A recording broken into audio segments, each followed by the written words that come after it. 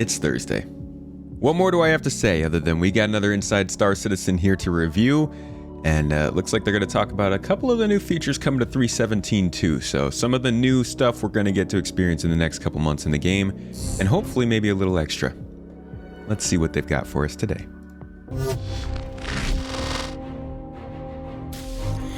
Hey everybody, the upcoming 3.17.2 patch looks to bring with it a variety of new gameplay opportunities, bug fixes, and quality of life improvements. And I will say I was wrong. I thought that we would have an Alien Week episode this week, but instead we get to start looking at the next update. one of the ways it aims to do that is to include important evolutions of mission systems you may already be familiar with.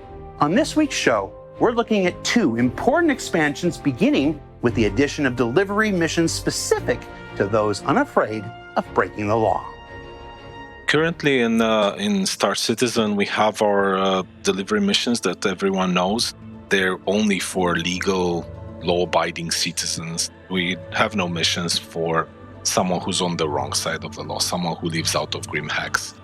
And in 3.17.2, we will rectify that by adding our illegal delivery missions.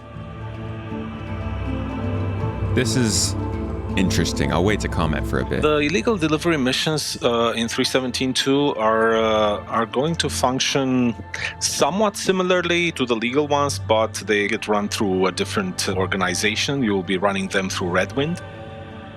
You will have to build up your reputations with them. They will test your trust. They will see that you're reliable by doing fairly legal things at the beginning, and eventually they will give you one of these missions where you have to do something a bit dodgy. Now I got to get in touch with Astropub and see if that works with lore. Does this company just randomly start giving out illegal missions because these people did it? Really? Could you imagine, like, you work for Amazon and eventually they're just like, hey, bruh, take this fentanyl down to the next street, you know, while you're dropping off that PS5. And based on how you do that thing, they will either open this career path for you or not. There will be some risks involved. You will have to visit some really nefarious locations, some drug labs, some stashes where generally they're not populated by your lawful citizens. So you might encounter some people doing similar missions that are not very favorable to other people doing them. You might just gonna have people camping these places for the first couple weeks of this update. Might bump into them, you might have to end up in a fight, or maybe you join up on other adventures. Oh, come on, Buccaneer. The other more fixed risk factor is the chance of getting interdicted a lot more. So you will have to make sure when you get interdicted, you pretty much have to run for it. If they find the drugs on you or whatever illegal things you're moving, that will end up in you going to prison or in a fight. Or that would have been a desync explosion. Come on now. Having to run for your life. And obviously with the additional risk, there will come additional rewards that the legal side of the courier delivery missions will not give you. Like, looking ahead, we're also looking to add different sizes of parcels to delivers, including small handheld items that the player can stash in their inventory, and all kind of other items that whatever you can think of. Pop-Tarts. This is open-ended. We'll find cool things to add in there, different objects, different type of penalties if you get caught with them. We'll make it fun. Waffle delivery. Obviously, this is not the end of delivery missions. We will keep exploring and finding new things to add. We'll be making stuff interesting for everyone who is in this line of work in the universe. Whether they are on the legal or illegal side of things, we'll find something cool for them to move from point A to point B. These new missions from Redwind are... All right, so I don't know what they're going to talk about next, but I would really like... just so much. I would love if during these times when they start talking about, especially the courier missions, all of us, I think, are sitting here waiting to understand what's going to happen between cargo hauling, or rather trading, and courier missions when the cargo refactor comes online. Are we going to see a combination? Are we going to be able to run larger courier missions with large amounts of cargo that we don't have to purchase ourselves? Like, I was really hoping that they would talk a little bit more about how that's going to change when the cargo refactor comes around, but maybe it's not, and they're going about it the quiet way. are only the first in a new initiative to add more gameplay opportunities to those who want to play outside of proper society's rules and look to make their debut in the upcoming Alpha 3.17.2. But up next, here's a phrase you may not have heard around here in some time. Service beacons. Specifically, combat assist service beacons. They've been due an upgrade for some time, and they're about to get their next one. Oh my Let's find gosh. out Oh, please. more.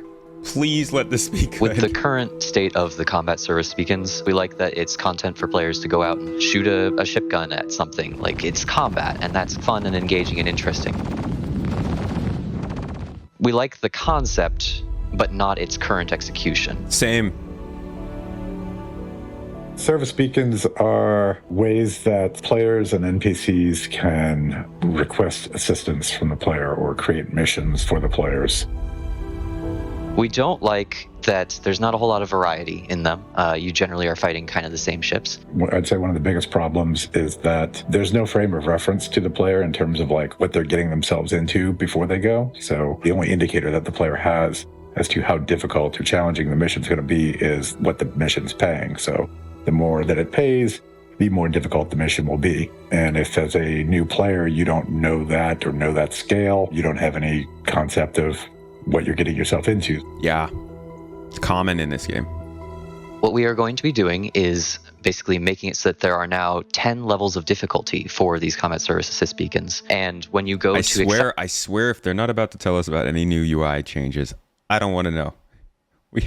These have to be better implemented into the Mobi-Glass. them in your contract broker, you will be able to actually see that you are accepting anywhere from 1 to 10, depending on your reputation with the organization running these service assist beacons.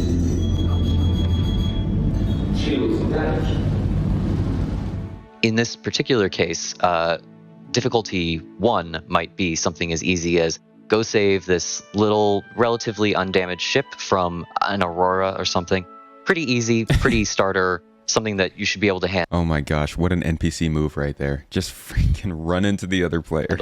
As you do more of them and rank up, you will unlock higher and rarer variants up to difficulty 10, which should be something on the lines of like, oh, there is a relatively damaged ship being attacked by either a small group or an Idris or something quite threatening. Imagine and that mission. Just like, yo, we've got an Idris attacking us. Help. The freaking Navy's here. Should basically mean that when you are accepting it, you immediately say to your friends, everybody hop in, we're going to go and handle this together.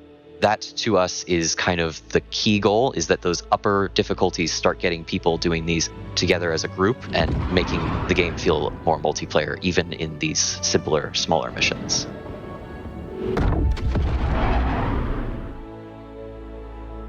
We're pretty excited for this update. It has been a long time coming.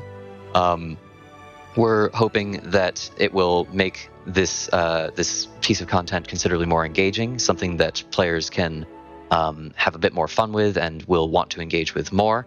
And it has served us quite ably as a method for ramping up a new designer so that we can start producing more and more content for you in the future. That's what we wanna are hear. currently aiming for a release with 3.17.2. So What did we learn this I wish we got to hear more. Again, we're hearing about a topic, but not, I feel, some of the details that are really important. I mean, it's great that we're going to get some levels. That's wonderful, actually. It's going to be cool that you can now do these beacons that not only offer you gameplay, but also actually work with the quantum economy system. It's the only way to really get involved with that. So that's pretty cool.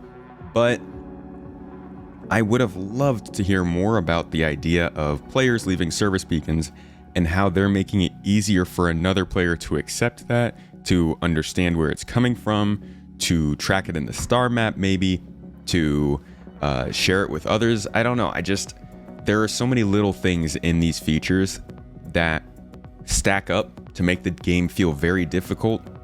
And they're things that you can't really call out unless you're right there doing that activity in game, right? So when they bring up something like service beacons in ISC, that's the only time we're really thinking about, oh, these are the problems with service beacons. And I wish that they would start covering those kinds of things more in these, but that's just not where they are still. I guess with development on these features, they're not really polishing them up, still building them out.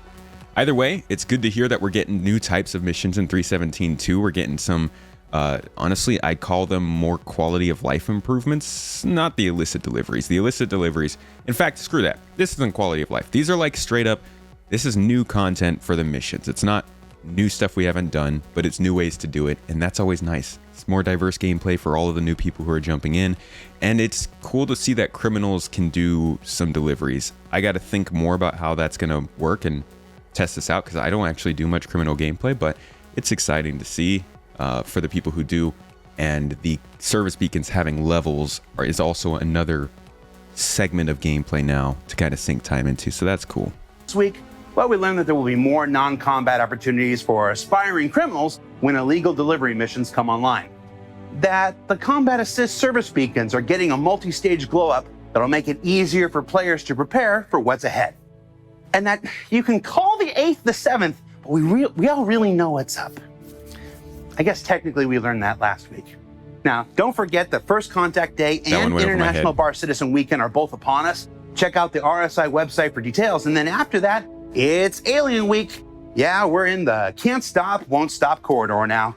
For Inside Star Citizen, I'm Jared Huckabee. Here are a few more shots of the currently under construction 7th floor of the Manchester Goods Yard building, future home of CIG UK. So much See floor you all space. Here next week from the 8th. Look at which the is stairs. actually the 9th stories up. Don't cut me off. Ah, that's why it went over my head. I wasn't at the last one. Well, that's the wrap up. Thanks all for coming. I'll see you next week.